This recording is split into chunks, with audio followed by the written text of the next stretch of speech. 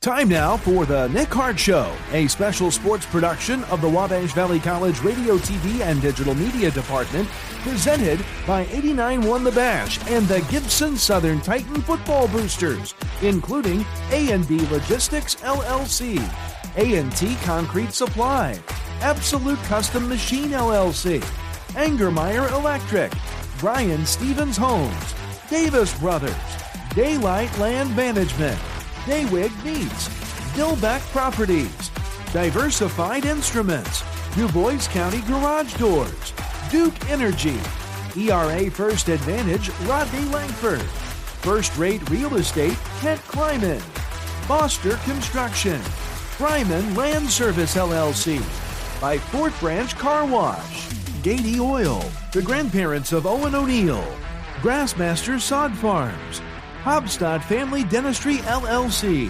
Hobstadt Summerfest, Heritage Petroleum LLC, Hillside Gardens, HMC Gears, Image Inks, in memory of Darwin and Eric Callis, in memory of Zach Bailey, Indiana Farm Bureau Insurance Nathan Belote, Jackson Seed Service, Jarbo Tax Service, JJ's Concrete Construction LLC, JMCO Technologies, Johnson Commercial Mowing Incorporated, K&K Excavating Incorporated, Casey Fuquay State Farm Agent, Kathy Solomon Photography, Key Construction Incorporated, Kissel Wagner Survey LLC, by Kirkwood Family Dentistry, Little Titans Daycare, Little Miracles Learning Center, Lowry Ag Company LLC, by Marcus Jungan State Farm Insurance, Melcor Custom Cabinets, MyTech Systems,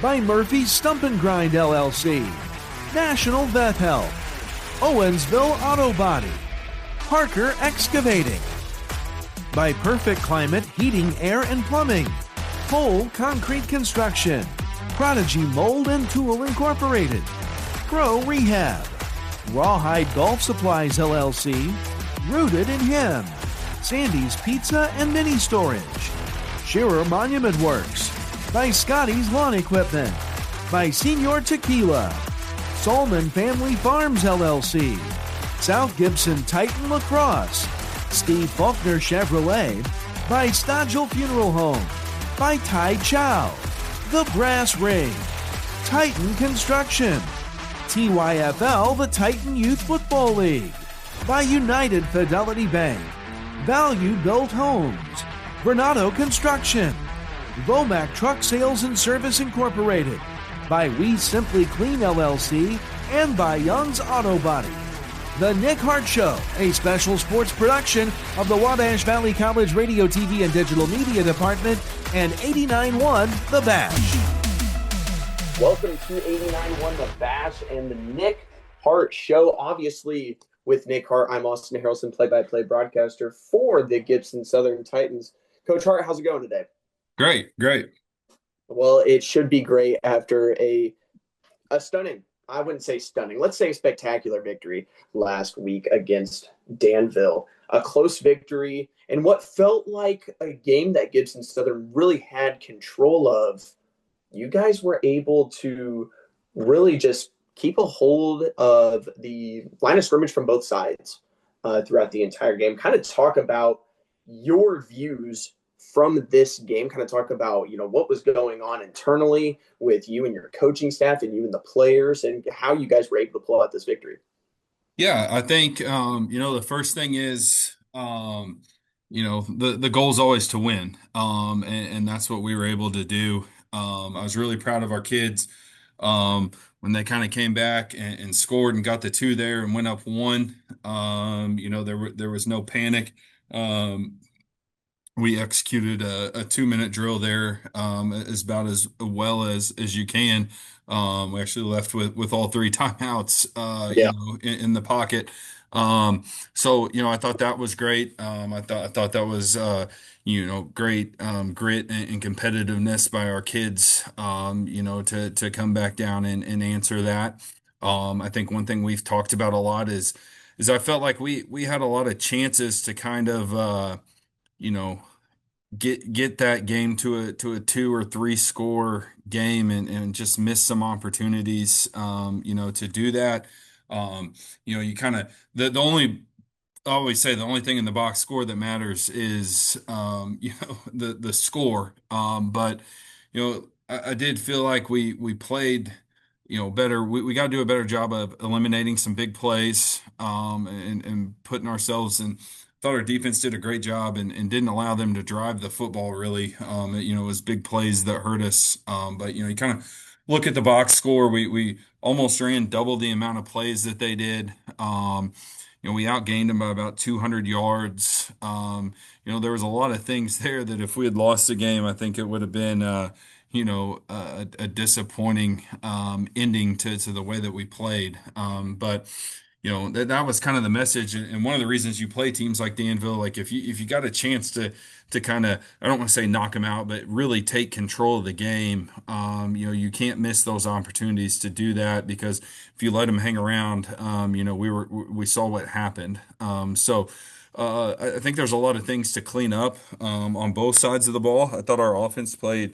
I know we're going to get into it a little bit more, but I thought our offense played fantastic. And I think we feel like we left some points and some yards out on the field with some missed opportunities. So a lot of really good, a lot of things to clean up, which is pretty common for week one, and hope to get those cleaned up this week, and execute at a little bit higher level going into week two. But Danville's a really good football team, a really good program. They do things the right way, and it's been a great series. I feel like these past 2 years, we've learned a lot from this week one game and what we need to get better at and what we need to fix. And that's the goal. I think you play somebody that isn't as good as you, and you can probably get away with some of the mistakes that we made on Friday. And Danville's a good team and going to expose you when you make those mistakes. So,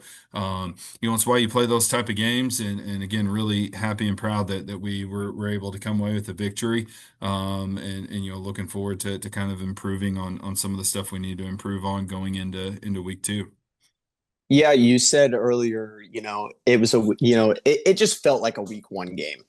Just watching and seeing how the game transpired, you look at it early in the ball game, you had some defensive miscues, but then the next 2 quarters, defense locks in.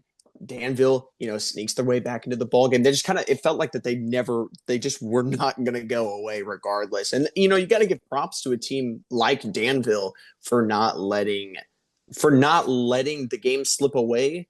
But at the same time, I think, one of the messages that the players should take from the game is, hey, this was a really good Danville team, and we were able to come out there and not play our best, but we were able to get the win. Do you think that, on top of that message, where do you think that the players' heads are at coming out and saying, like, hey, we didn't play our best ball, but we were still able to get the victory?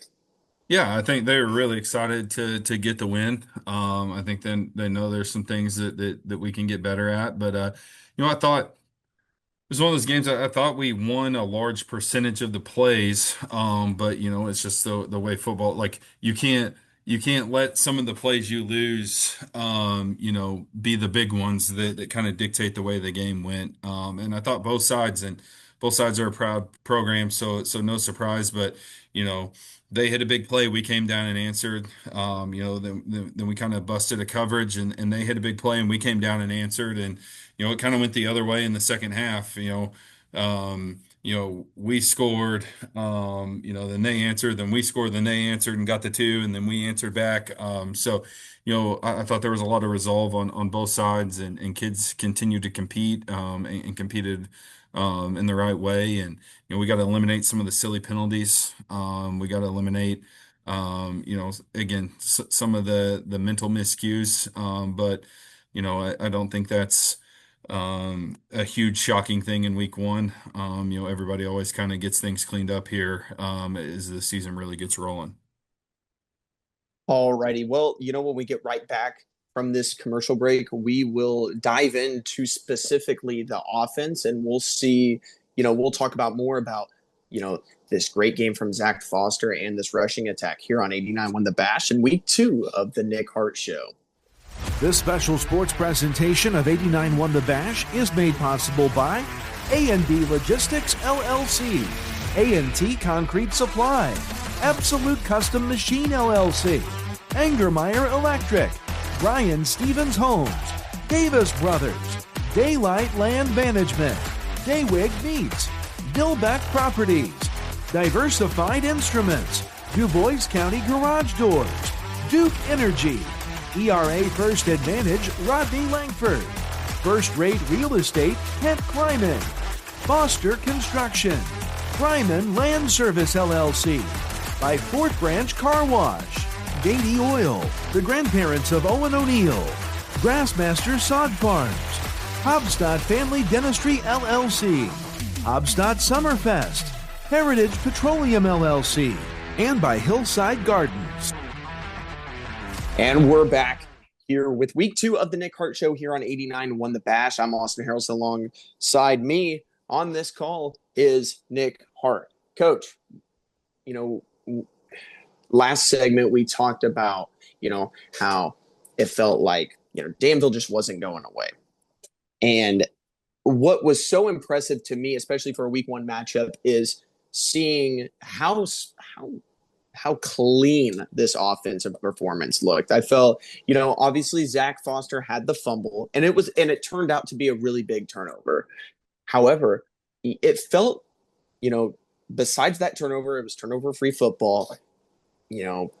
Zach Foster's arm was looking clean for the most part. There's obviously some miscues, and it's week 1. That's what you've come to expect. However, I want to hit on Zach Foster first and kind of where you see the improvement from last season, going 7-3, losing in the first round of the playoffs, and then coming into this week 1 performance. What improvements do you see from Zach Foster as the starting quarterback?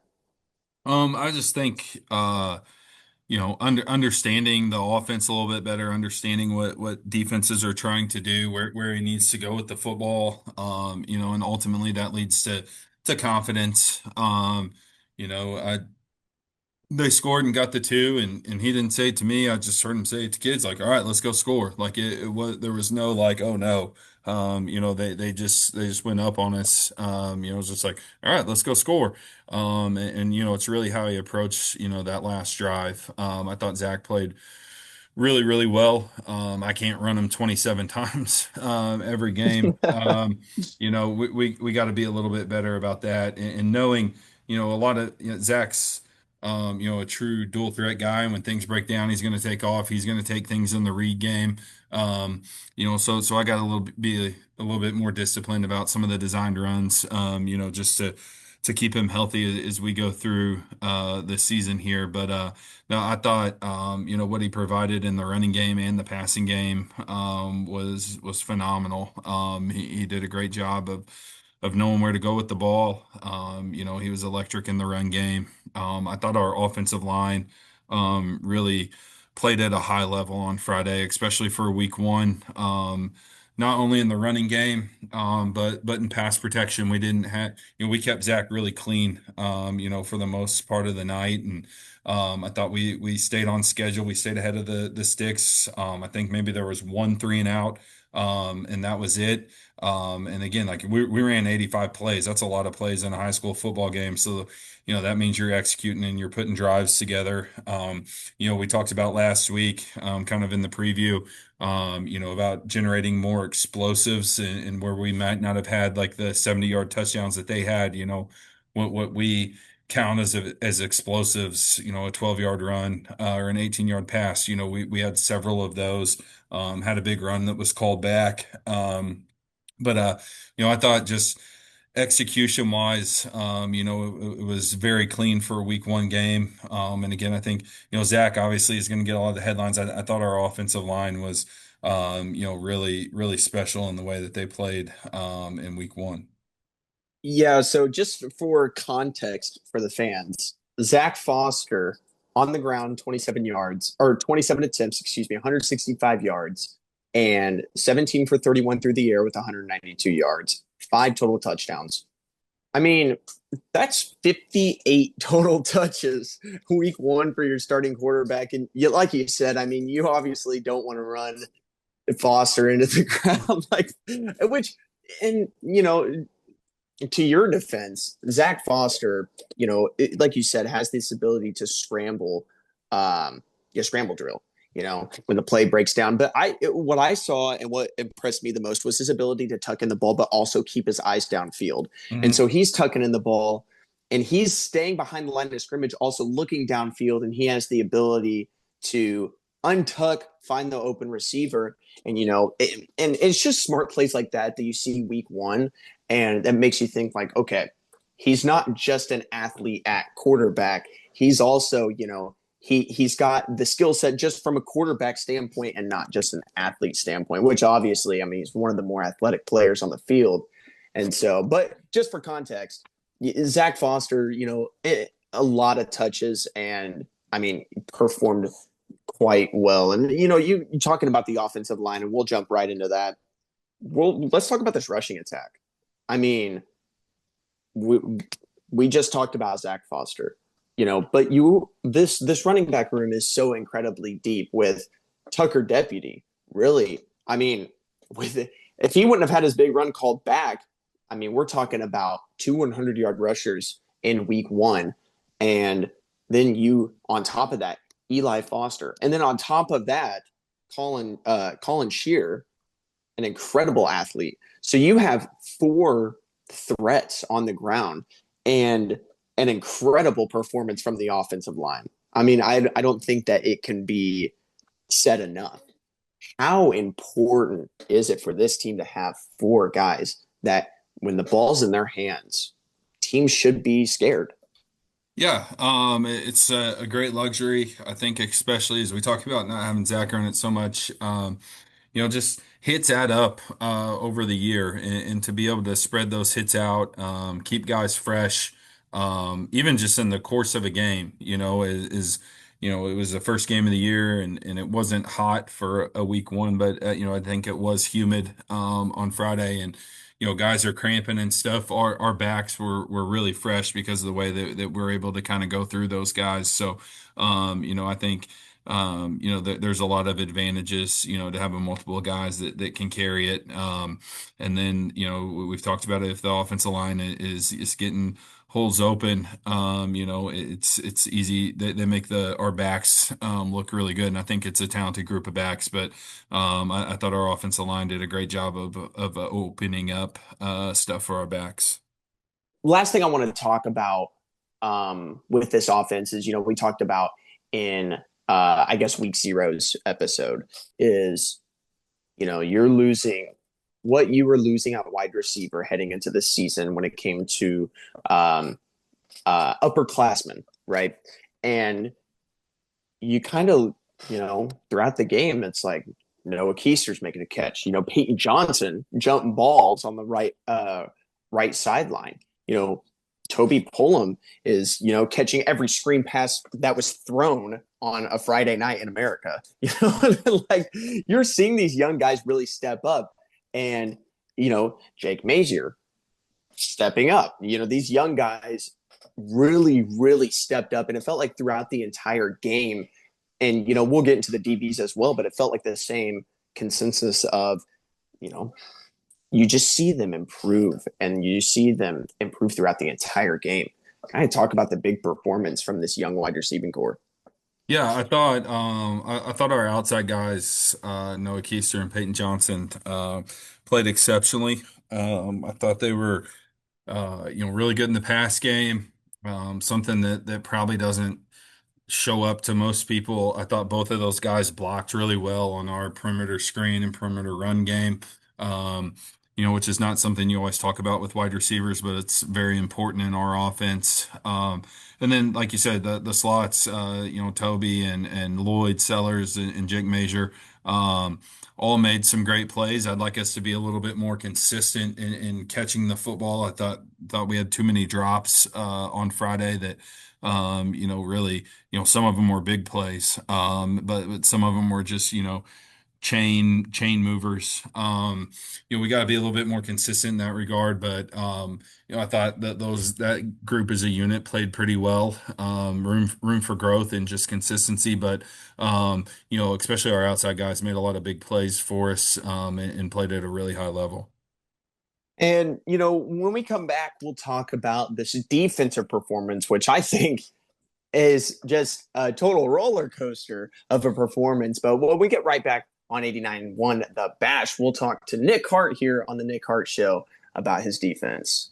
This special sports presentation of 89.1 The Bash is made possible by HMC Gears, Image Inks, in memory of Darwin and Eric Callis, in memory of Zach Bailey, Indiana Farm Bureau Insurance, Nathan Belote, Jackson Seed Service, Jarbo Tax Service, JJ's Concrete Construction LLC, JMCO Technologies, Johnson Commercial Mowing Incorporated, K&K Excavating Incorporated, Casey Fuquay State Farm Agent, Kathy Solomon Photography, P Construction Incorporated, Kissel Wagner Survey LLC, by Kirkwood Family Dentistry, Little Titans Daycare, Little Miracles Learning Center, Lowry Ag Company LLC, by Marcus Union State Farm Insurance, Melcor Custom Cabinets, MyTech Systems, by Murphy Stump and Grind LLC, National Vet Health, Owensville Auto Body, and by Parker Excavating. And we're back here on 89.1 The Bash with Nick Hart here on the Nick Hart Show. And, we just got done talking about this incredible offensive performance. Coach, this defense, this started off just some miscues. It felt like, hey, how we're forced him a third down, and then Drew Recker is able to catch a ball over the middle. Boom, he's gone for 70 yards. And then next drive, it's like, okay, we're getting some stops, and then boom, Drew Recker just finds open space on the left sideline, wide open for a touchdown. And it was like, oh man, me and Scotty talked about it in the booth. We're like, oh, this could be a shootout. But then this defense really stepped up in the second quarter and starting into the second half. What kind of adjustments were made on the sidelines? I'd like to say that we made some great adjustments. We didn't. We Absolutely. we just started playing a little bit more disciplined. I think the first one, the funnel screen, they had a great call for what we had defensively, and it's kind of, you talk to the kids like that happens. We had some great calls against what they were doing at times like that. That's kind of the fun part of the chess match, right? So they caught us in a blitz and in a bad coverage against the funnel screen. Now we got to fit it and recognize it a little bit better and make it, a 12-yard gain instead of a 75-yard gain. But it was like the perfect call against the defense that we had called. But we got to do a better job of having some recognition and fitting it a little bit better. But again, kudos that they executed it wonderfully as well. So that one, it is what it is. Then on the third down, we jumped a double move on 3rd and 9, and didn't flip and run, with the double move.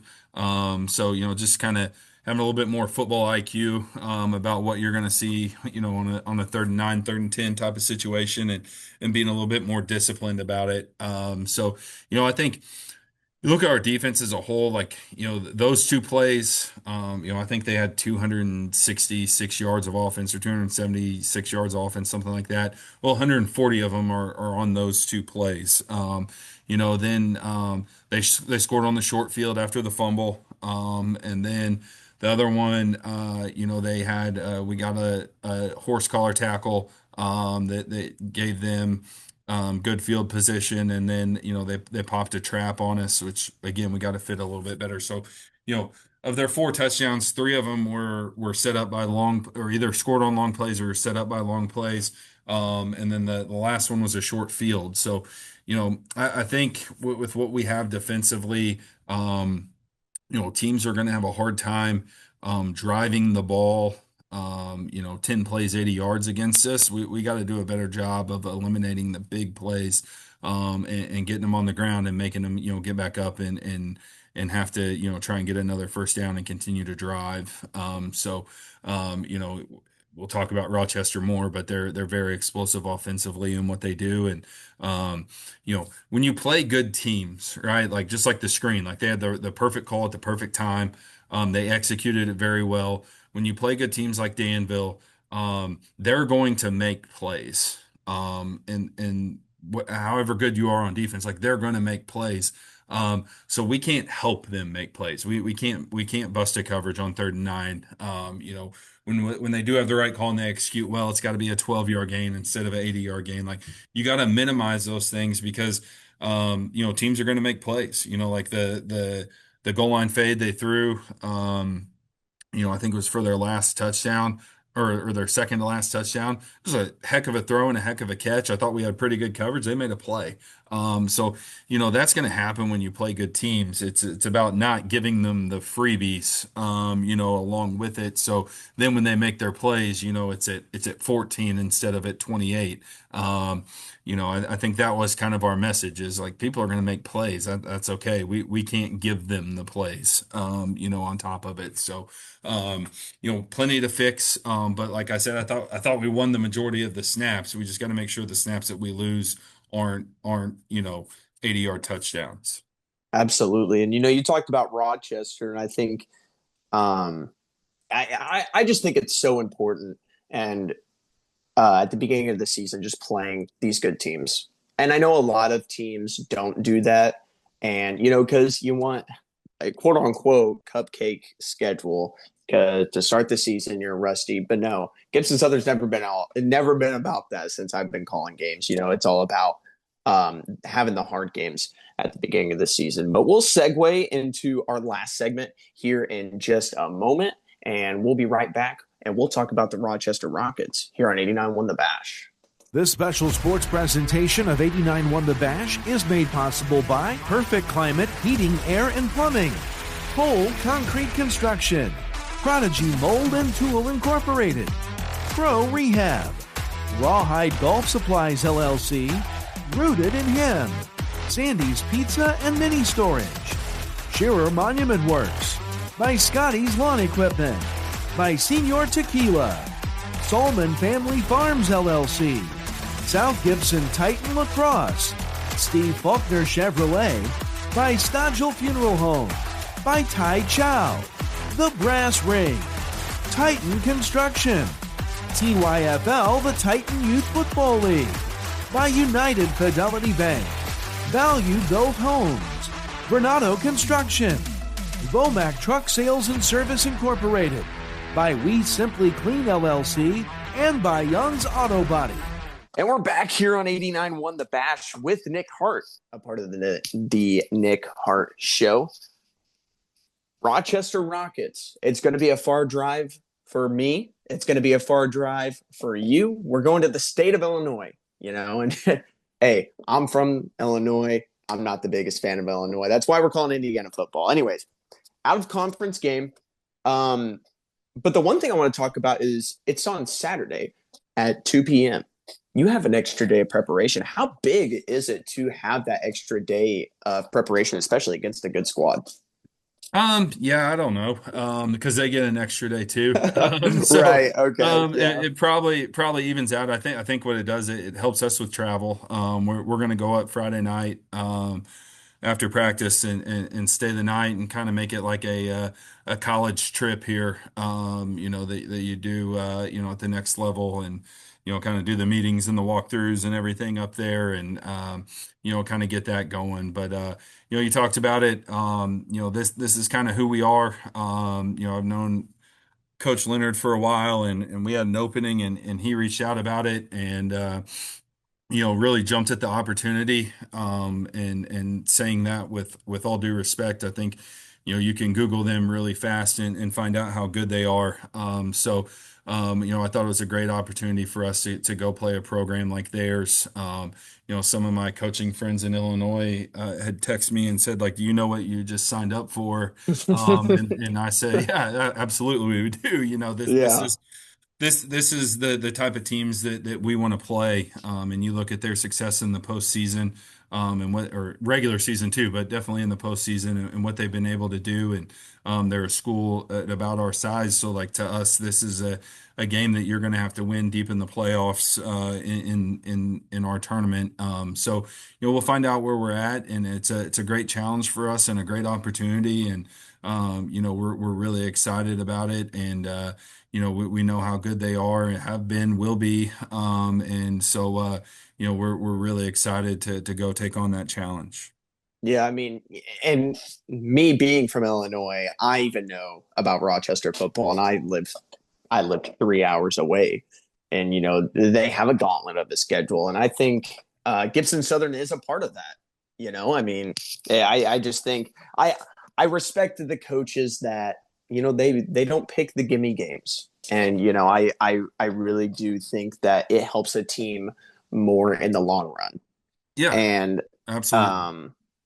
So what could you tell the fans?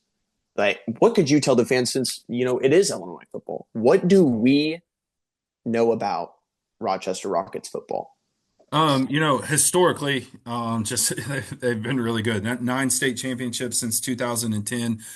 They're a public school, very similar in size to us, in the 700 student range like we are.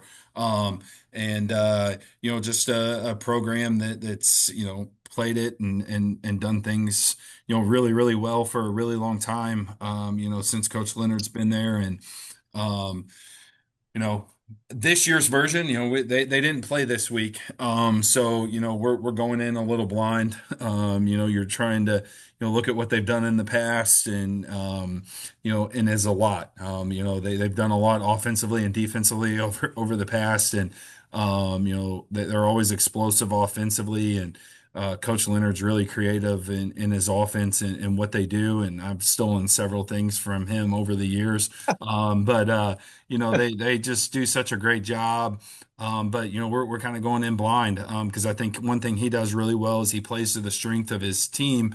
They've had some Division I quarterbacks, and he's got people spread out, and he's throwing it all over the place. And then when he's good up front and maybe not as good at quarterback, they're in multiple tight end sets and running the football really, really efficiently. So, you're trying to make an educated guess off of who they have back from last year and kind of what you're going to see. I don't think my defensive staff's really thrilled with me for this being, their week 1 game, and us playing them. But, we're making some educated guesses and trying to prepare our kids the best way we can. And then, we'll have to make some adjustments on the fly, come Saturday. And, it's just I think a really exciting game, for our program to get to go up there. And we've done it with Boyle County and South Warren and, multiple out-of-state teams that have had a lot of success. We're happy to sign up and go, compete with them and, kind of find out where we're at. All righty, Nick. Well, I call you Nick. At this point, I think I'm allowed to with our second episode out. So, Coach Hart, everybody, and make sure to tune in to 89.1 The Bash on Saturday at 2 p.m. I will be on the call alongside me, Scotty DeLong. Coach, good luck this week, and we will, hey, you know what? Next week we'll talk about this matchup. Thanks for listening to the Nick Hart Show on 89.1 The Bash. Brought to you by the Gibson Southern Football Boosters, including A&B Logistics, LLC, A&T Concrete Supply, Absolute Custom Machine, LLC, Angermeyer Electric, Brian Stevens Homes, Davis Brothers, Daylight Land Management, Daywig Meats, Dillbeck Properties, Diversified Instruments, Du Bois County Garage Doors, Duke Energy, ERA First Advantage, Rodney Langford, First Rate Real Estate, Kent Kleiman, Foster Construction, Ryman Land Service LLC, by Fourth Branch Car Wash, Gady Oil, the grandparents of Owen O'Neill, Grassmaster Sod Farms, Hobstadt Family Dentistry LLC, Hobstadt Summerfest, Heritage Petroleum LLC, Hillside Gardens, HMC Gears, Image Inks, in memory of Darwin and Eric Callis, in memory of Zach Bailey, Indiana Farm Bureau Insurance, Nathan Belote, Jackson Seed Service, Jarbo Tax Service, JJ's Concrete Construction LLC, JMCO Technologies, Johnson Commercial Mowing Incorporated, K&K Excavating Incorporated, Casey Fuquay State Farm Agent, Kathy Solman Photography, P Construction Incorporated, Kissel Wagner Survey LLC, by Kirkwood Family Dentistry, Little Titans Daycare, Little Miracles Learning Center, Lowry Ag Company LLC, by Marcus Jungan State Farm Insurance, Melcor Custom Cabinets, MyTech Systems, by Murphy's Stump and Grind LLC, National Vet Help, Owensville Auto Body, Parker Excavating, by Perfect Climate Heating, Air and Plumbing, Pole Concrete Construction, Prodigy Mold and Tool Incorporated, Pro Rehab, Rawhide Golf Supplies LLC, Rooted in Him, Sandy's Pizza and Mini Storage, Shearer Monument Works, by Scotty's Lawn Equipment, by Senior Tequila, Solman Family Farms LLC, South Gibson Titan Lacrosse, Steve Faulkner Chevrolet, by Stodgel Funeral Home, by Tai Chow, The Brass Ring, Titan Construction, TYFL, the Titan Youth Football League, by United Fidelity Bank, Value Built Homes, Bernardo Construction, Vomac Truck Sales and Service Incorporated, by We Simply Clean LLC, and by Young's Auto Body. The Nick Hart Show, a special sports production of the Wabash Valley College Radio, TV, and Digital Media Department and 89.1 The Bash.